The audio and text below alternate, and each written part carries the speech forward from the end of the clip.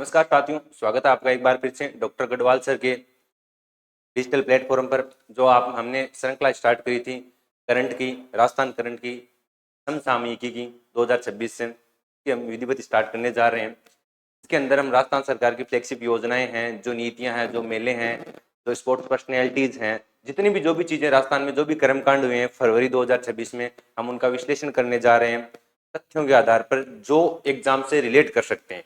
तो आप सभी अपने बाबू सोना को डीएनडी मोड पे डाल दीजिए कि थोड़ी देर तक मासी का फोन आ रखा है, और क्लास को स्टार्ट कर दीजिए। और आप क्लास स्टार्ट कर सकते हैं 1.25 अक्स से, क्योंकि मुझे पता है आपका टाइम कीमती है, आपके पास बहुत कम टाइम होता है, तो आप 1.25 की स्पीड पे क्लास ले सकते हैं। तो चलिए हम शुरू करते हैं। राजस्थान सरकार से जो प्रमुख योजना है राजस्थान सरकार की, तो उनमें पहली ये नीति है Rajasthan home stay paying guest योजना। ये एक टाइप की ऐसी योजना है जो होटल की सुविधाएं देती है हॉस्टल्स में।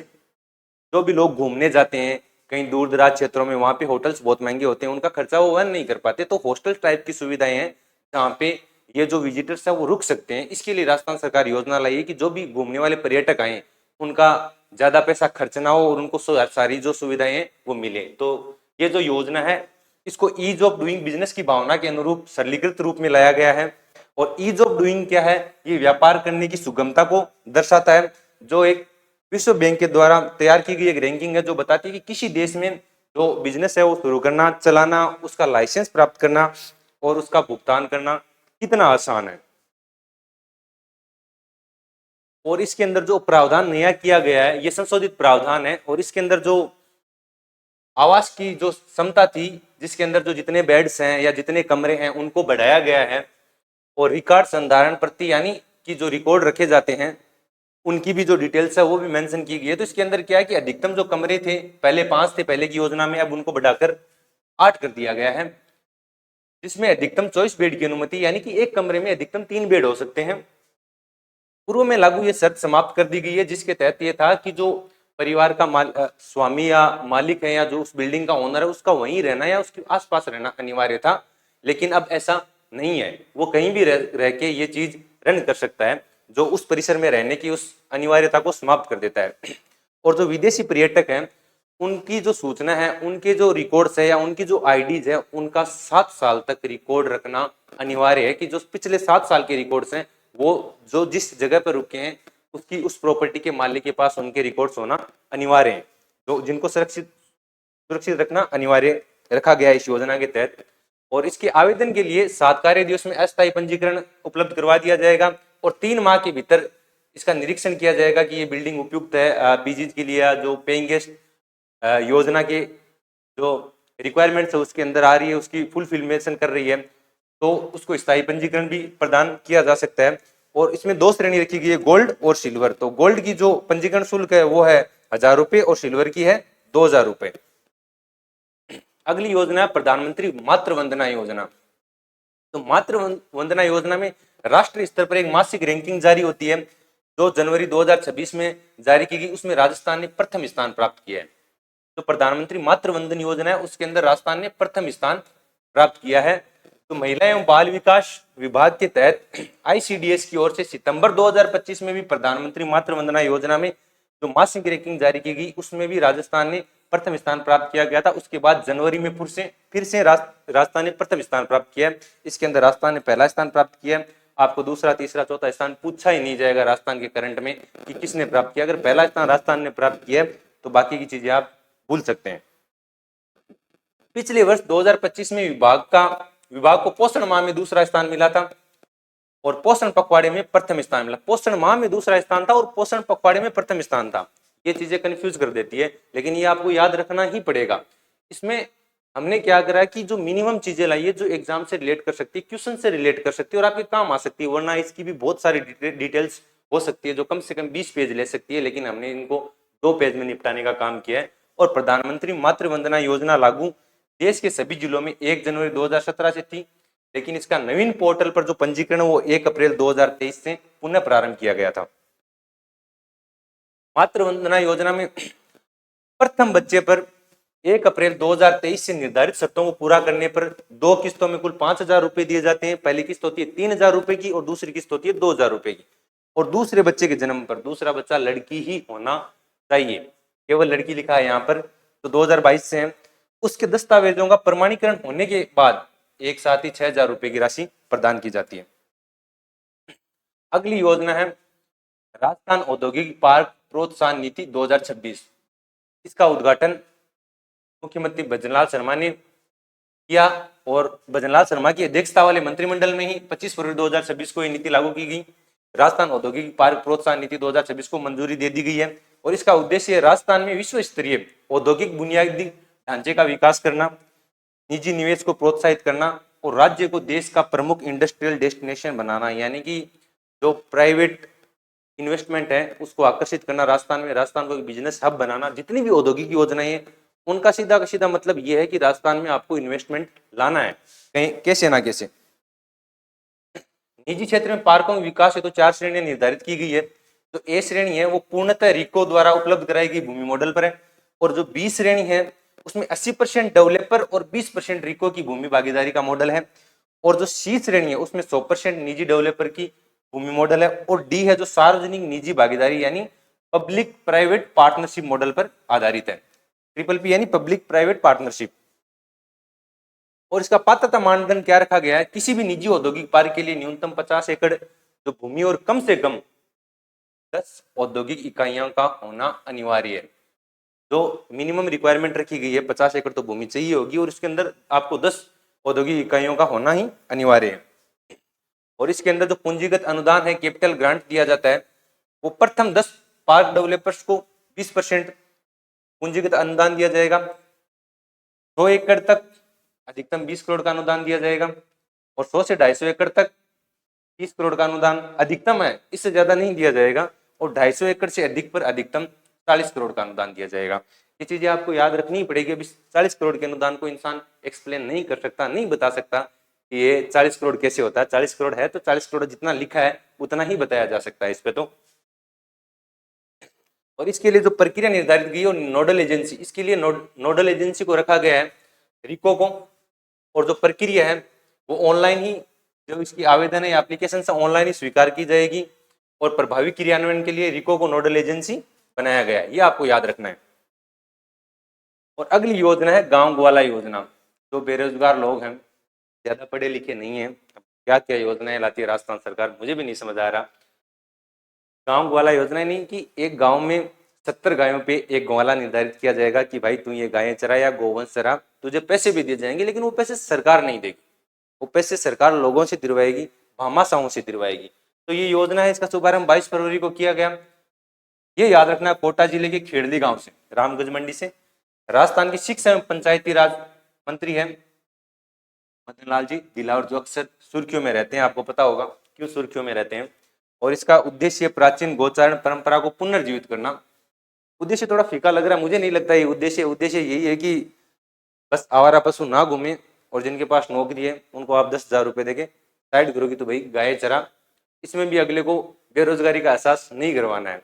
अजीब योजना है भाई, क्या ही कर सकते हैं। सड़कों पर जो आवारा पशु गौवंश के कारण होने वाली दुर्घटनाएं हैं उनको रोकना, कि जो आवारा पशु घूमते हैं उनके कारण बाइक गाड़ियों का एक्सीडेंट होता है और उन पशुओं का भी होता है, नुकसान तो दोनों का ही होता है। तो फायदे तो हैं इससे। एक तो कि जो बेरोजगार लोग हैं 70 गायों पे एक ग्वाला नियुक्त किया जाएगा कि 10,000 रुपए आ जाएंगे, तो सड़कों में दुर्घटना होती है वो नहीं होगी, बढ़िया गायें चराओ, मौज करो।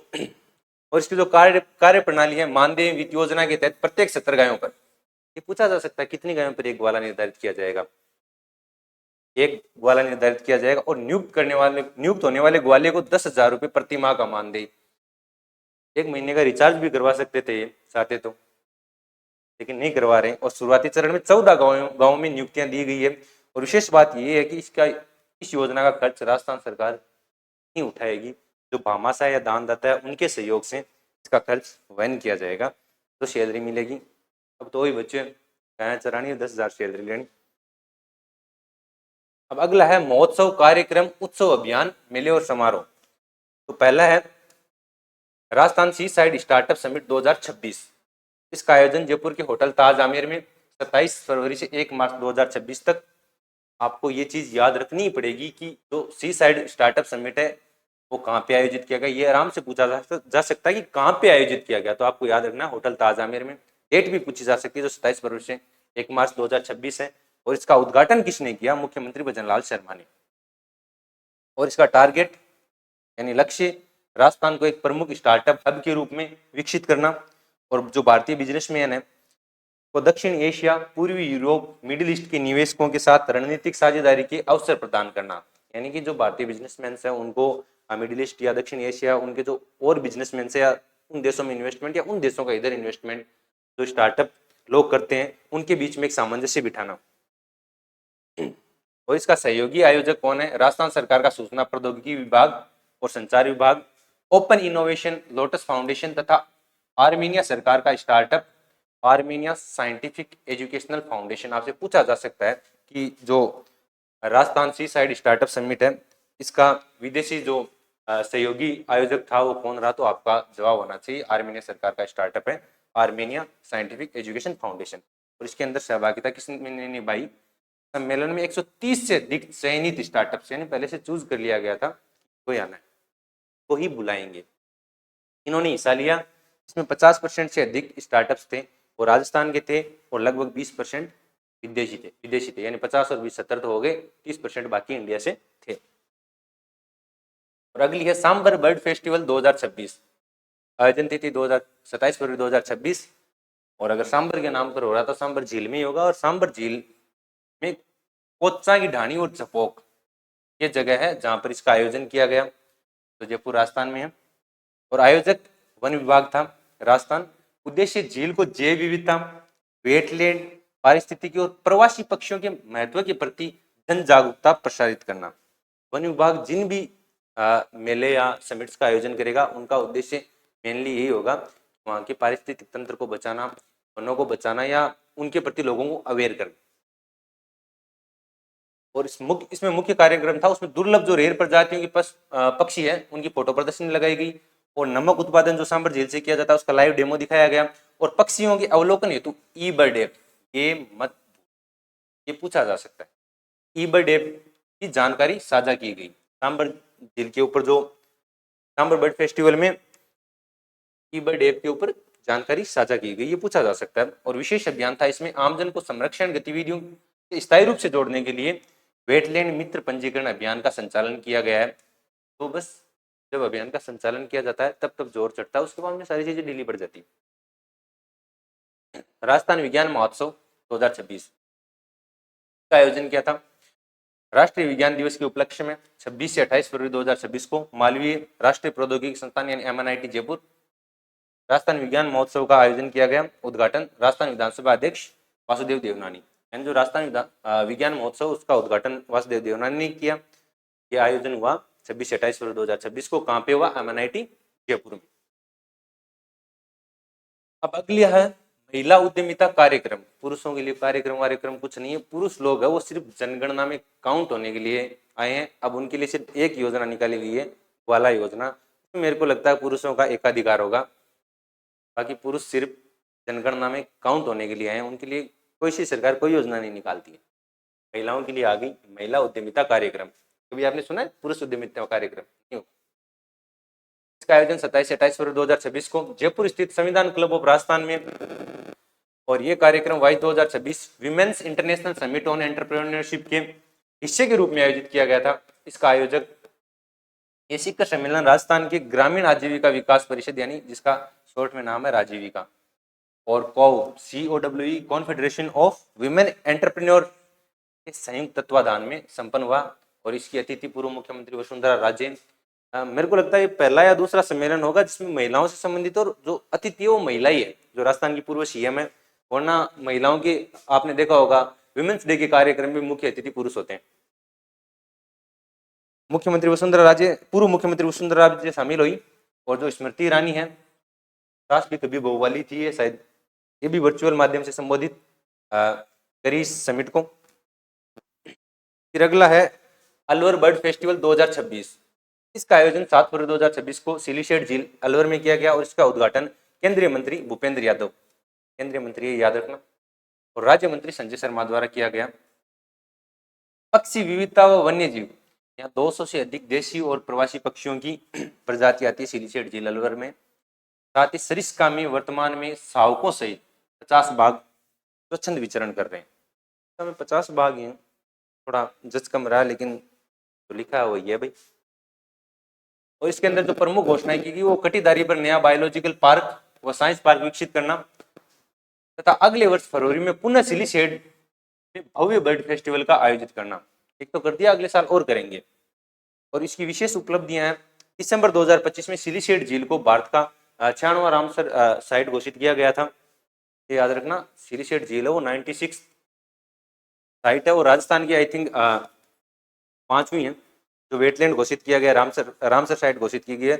और देश में पहली बार केंद्रीय बजट में बर्ड वॉचिंग विषय को शामिल किया गया है। ये भी है कि जो बर्ड वॉचिंग विषय है उसको केंद्रीय बजट में हिस्सा दिया गया है, उसको शामिल किया गया है।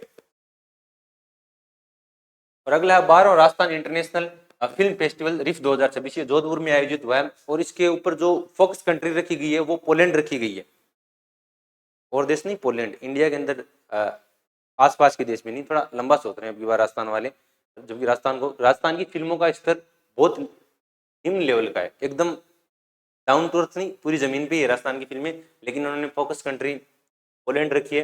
12वां था ये, जिसका आयोजन 21 जनवरी से 4 फरवरी 2026 को जोधपुर में किया गया। इसका समापन मेहरानगढ़ किले में हुआ। ये याद रखना है कि राजस्थान फिल्म फेस्टिवल का समापन कहाँ हुआ, मेहरानगढ़ किले में।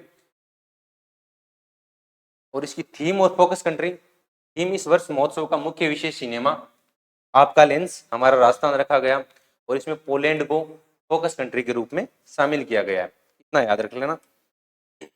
और फिल्म प्रदर्शन, 5 दिवस का ये महोत्सव हुआ था, जिसमें 9 देशों में कुल 78 फिल्मों का प्रदर्शन हुआ, जिसकी ओपनिंग फिल्म चोपिन और closing documentary that's fame the Booker street रही। विशेष पुरस्कार ये आप याद रखें जो दिया गया था हर्षवर्धन शुक्ला द्वारा निर्देशित यानी डायरेक्ट की हुई उनकी पूर्णिमा यूनिवर्सिटी के जो छात्र हैं उनकी बनाई गई शॉर्ट फिल्म जिसका नाम था हु आर वी, इसको विशेष पुरस्कार मिला। हु आर वी इसके अंदर जो विशेष पुरस्कार प्राप्त करी राजस्थान फिल्म फेस्टिवल के अंदर, कोई special jury award for the best student short film प्रदान किया गया। ये पूछने के ज्यादा चांसेस हैं, स्टूडेंट तो हम भी हैं। ये है विवरण, ये है इंडिया स्टोन मार्ट।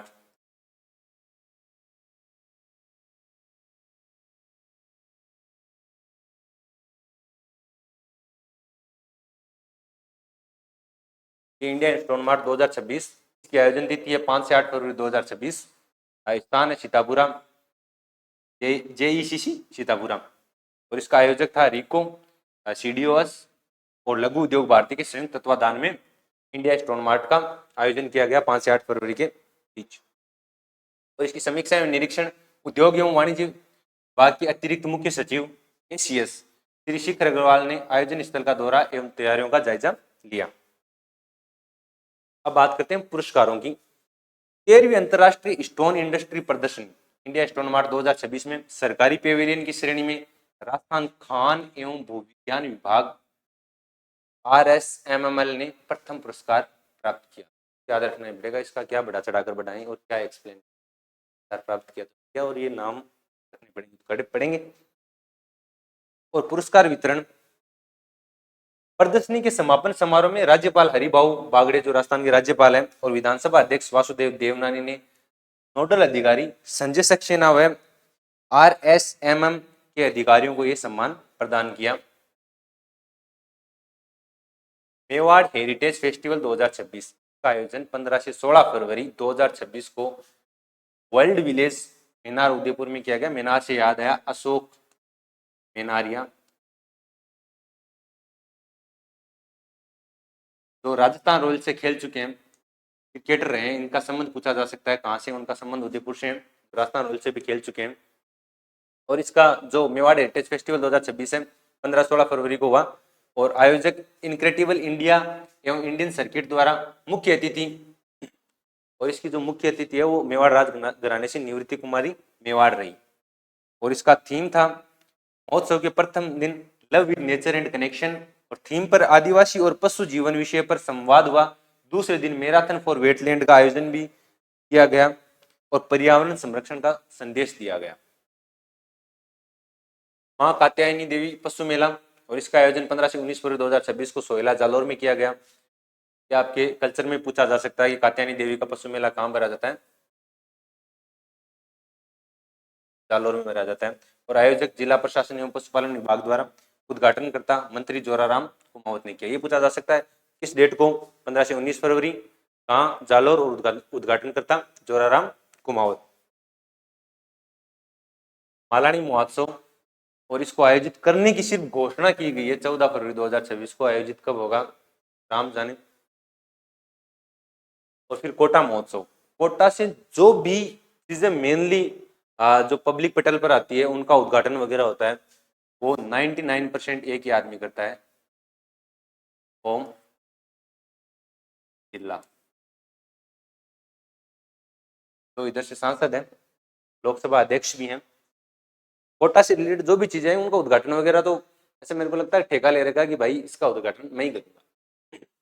कोटा महोत्सव का आयोजन 21 से 22 फरवरी 2026 को किया गया। और इस महोत्सव के मुख्य कार्यक्रम में चंबल रिवर फ्रंट, किशोर सागर तालाब और दशहरा मैदान पर आयोजित किए गए। किशोर सागर की पाल पर फ्लावर शो, राजपुताना घाट पर दीदी की हाट, और सेवन वंडर्स पार्क में पेड़ शो का आयोजन हुआ। लोकसभा अध्यक्ष ओम बिरला की उपस्थिति में हेरिटेज वॉक हुई। साथ ही Kota on screen film festival और कोटा डोरिया उत्पादों पर आधारित डोरिया फैशन शो प्रमुख इसके आकर्षण रहे। घंटी घाट पर निरोगी कोटा थीम के तहत आयुर्वेद, योग और हेल्थ टॉक शो के माध्यम से स्वास्थ्य जागरूकता बढ़ाई गई। जागरूकता 1-2 दिन तक चलती है, ज्यादा चलती नहीं है। और 25वां कला मेला जयपुर, और इसका आयोजक था राजस्थान ललित कला अकादमी और जवाहर कला केंद्र जयपुर में है। और इसका आयोजन 17 से 21 मार्च 2026 को किया जाएगा। जयपुर के शिल्प ग्राम में कलाकारों के लिए 110 ऑक्टेनम पत्ती की स्टॉलों का निर्माण किया जाएगा। ये तो याद रखना पड़ेगा। और इसके अतिथि मुख्यमंत्री भजनलाल शर्मा और केंद्रीय आयुष मंत्री प्रताप राव जाधव। लोकार्पण औषधीय पादप उद्यान धनवंतरी उपवन तथा नए ओपीडी ब्लॉक सुश्रुत भवन का उद्घाटन किया गया। नवाचार एनआईए पॉडकास्ट स्टूडियो से संस्थान का पहला आधिकारिक पॉडकास्ट लॉन्च किया गया।